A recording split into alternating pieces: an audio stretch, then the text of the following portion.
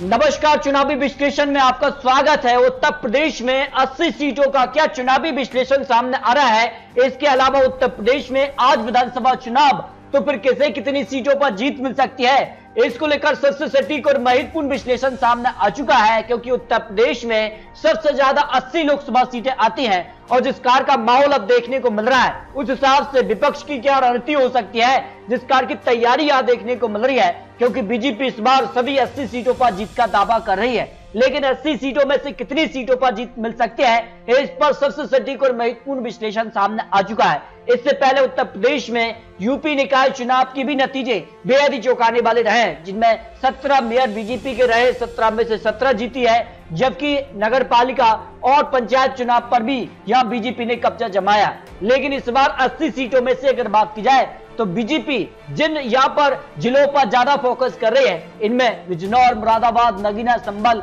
सहारनपुर, अमरोहा और गाजीपुर आ जाते हैं। क्योंकि इन जिलों पर मुस्लिम आबादी है और इस बार बीजेपी मुस्लिम आबादी को अपने पक्ष में जरूर करने का प्रयास कर रही है। लेकिन किसके दावे में कितना दम है, इस पर कुछ महत्वपूर्ण आंकड़े हैं। देखिए, मुस्लिम वोट की पसंद कौन इस समय नजर आ रहा है। बीजेपी प्लस के लिए 9%, समाजवादी पार्टी के लिए 68%, बीएसपी को 17 और अन्य के पक्ष में 6% यहां वोट शेयर जा सकता है, जिसमें कांग्रेस भी आ जाती है। इस तरह से अगर बात की जाए तो सीएम के तौर पर किसका कार्यकाल बेहतर रहा उत्तर प्रदेश में, योगी आदित्यनाथ जी का 42% लोग मानने की बेहतर कार्यकाल है, कल्याण सिंह का यहाँ 17% और मायावती जी का यहाँ 15% लोग अच्छे कार्यकाल के तौर पर देख रहे हैं। जबकि अगर बात की जाए 2019 लोकसभा चुनाव में ज्यादा वोट बैंक बीजेपी को 23% मिला था, जबकि महागठबंधन को यहाँ 60% रहा था, जिसमें समाजवादी पार्टी बीएसपी का जो गठबंधन रहा था। पूर्वी वोट यहाँ बीजेपी को 80% और 14% यहाँ महागठबंधन के पक्ष में रहे थे। अन्य ओबीसी वर्ग की बात की जाए तो 72% बीजेपी को, जबकि 18% महागठबंधन के पक्ष में वोट शेयर रहा था। जाटव वोट बैंक की बात की जाए तो 7% बीजेपी को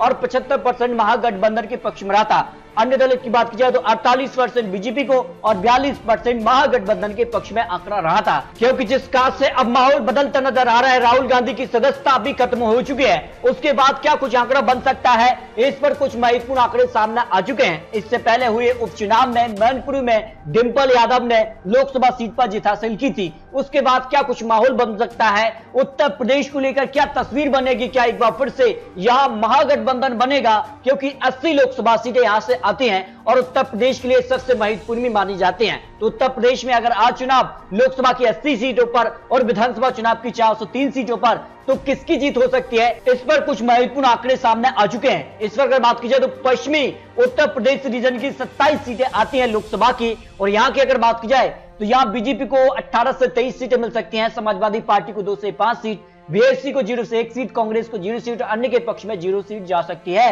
यानी पश्चिमी यूपी रीजन की 27 लोकसभा सीटें महत्वपूर्ण है और यहां पर बीजेपी का पलड़ा भारी नजर आ रहा है। जबकि अगर बात की जाए बुंदेलखंड रीजन की 4 लोकसभा सीटें आती हैं और यहां पर अगर बात की जाए तो बीजेपी को 58% वोट शेयर जा सकता है, समाजवादी पार्टी को 19% वोट शेयर, बीएसपी को 11%, कांग्रेस को 5%, अन्य की बात की जाए तो 7% वोट शेयर जा सकता है। जब इस वोट शेयर को कन्वर्ट सीटों में किया जाए तो देखिए, बुंदेलखंड रीजन की 4 लोकसभा सीटों में से बीजेपी को 3 से 4 लोकसभा सीटें जा सकती हैं, 0 से 1 लोकसभा सीट समाजवादी पार्टी के पक्ष में और 0 से 1 लोकसभा सीट बीएसपी के पक्ष में जा सकती है। यानी 1-2 लोकसभा सीटों पर यहां समाजवादी पार्टी और बीएसपी बीजेपी को कड़ी टक्कर दे सकती है, कांग्रेस अन्य के पक्ष में यहां 0 लोकसभा सीट जा सकती है। जबकि अगर बात की जाए जिस कार से यहां पर अवध रीजन की 23 लोकसभा सीटें आती हैं और यहां पर वोट शेयर की बात की जाए तो बीजेपी को 63% वोट शेयर जा सकता है, समाजवादी पार्टी को यहां 18% वोट शेयर जा सकता है, बीएसपी को 10% वोट शेयर, कांग्रेस को 7 और अन्य के पक्ष में 2% वोट शेयर जा सकता है। अवध रीजन की इन 23 लोकसभा सीट के वोट शेयर को जब सीटों में कन्वर्ट किया जाए तो फिर देखिए आंकड़ा बीजेपी के पक्ष में जाता नजर आ रहा है। 18 से 23 लोकसभा सीटें जा सकती हैं, समाजवादी पार्टी को 0 से 1 लोकसभा सीट और बीएसपी को 0 से 1 सीट, कांग्रेस यहां 1 से 2 लोकसभा सीटों पर कड़ी टक्कर बीजेपी को दे सकती है। इस तरह से अगर बात की जाए तो अवध रीजन की 23 लोकसभा सीटों में से यह बीजेपी सबसे बड़ी पार्टी बन सकती है, लेकिन कांग्रेस, बीएसपी, समाजवादी पार्टी यहां कुछ सीटों पर कड़ी टक्कर दे सकती है। जबकि अगर बात की जाए पूर्वांचल रीजन की 26 लोकसभा सीटों का जो वोट शेयर है, इस पर अगर बात की जाए तो बीजेपी को यहां 64% वोट शेयर, समाजवादी पार्टी को 15% वोट शेयर, बीएसपी को 16, कांग्रेस के पक्ष में 3% वोट शेयर, अन्य के पक्ष में 2% वोट शेयर जा सकता है, जो अनुमान यहां पूर्वांचल रीजन की 26 लोकसभा सीटों पर लगाया जा रहा है। जब इस वोट शेयर को सीटों में कन्वर्ट किया जाता है तो बीजेपी के पक्ष में 18 से 23 लोकसभा सीटें जा सकते हैं, समाजवादी पार्टी को यहां 1 से 3 लोकसभा सीटें मिल सकती हैं, बीएसपी को 0 से 1 और कांग्रेस अन्य के पक्ष में 0 लोकसभा सीट जा सकते हैं। इस तरह से अगर बात की जाए तो पूर्वांचल रीजन के लिए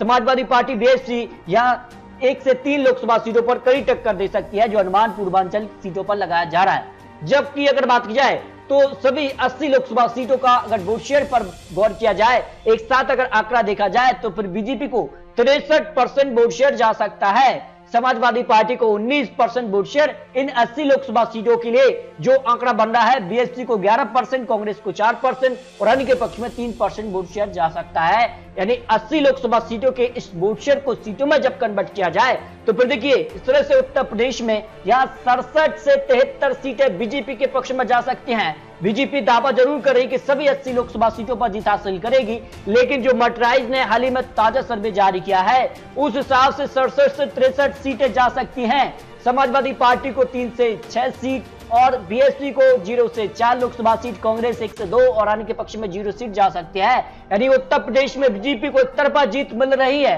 लेकिन कहीं ना कहीं यहां पर कुछ सीटों पर कड़ी टक्कर भी यहां समाजवादी पार्टी, बीएसपी और कांग्रेस दे सकती है, जो अनुमान 80 लोकसभा सीटों पर लगाया जा रहा है। लेकिन बीजेपी 2019 के मुकाबले कुछ सीटें यहां प्लस करती नजर आ रही है, जो अनुमान 80 लोकसभा सीटों पर लगाया जा रहा है उत्तर प्रदेश को लेकर जो अनुमान है। लेकिन उत्तर प्रदेश की अगर 403 विधानसभा सीटों के भी आंकड़े की बात की जाए, जो यहां ताजा सर्वे आ रहा है, उसमें बीजेपी को 49% वोट शेयर जा सकता है, समाजवादी पार्टी को 35% वोट शेयर, बीएसपी को 11%, कांग्रेस को 1%, अन्य के पक्ष में 4% वोट शेयर जाने की संभावना विधानसभा चुनाव पर लगाया जा रहा है। लेकिन उत्तर प्रदेश की 403 विधानसभा सीटों के आंकड़े में बीजेपी को यहां 298 से लेकर 308 सीटें जा सकती हैं, समाजवादी पार्टी को 98 से 108 सीट, बीएसपी को 0 से 5, कांग्रेस को यहां 1 से 2 विधानसभा सीटें जा सकती है, अन्य के पक्ष में 1 से 3 सीटें जा सकती है। इस तरह से अगर बात की जाए उत्तर प्रदेश की 403 सीटों में यहां बीजेपी को पूर्ण बहुमत की सरकार फिर से मिल सकती है, जो अनुमान उत्तर प्रदेश को लेकर लगाया जा रहा है,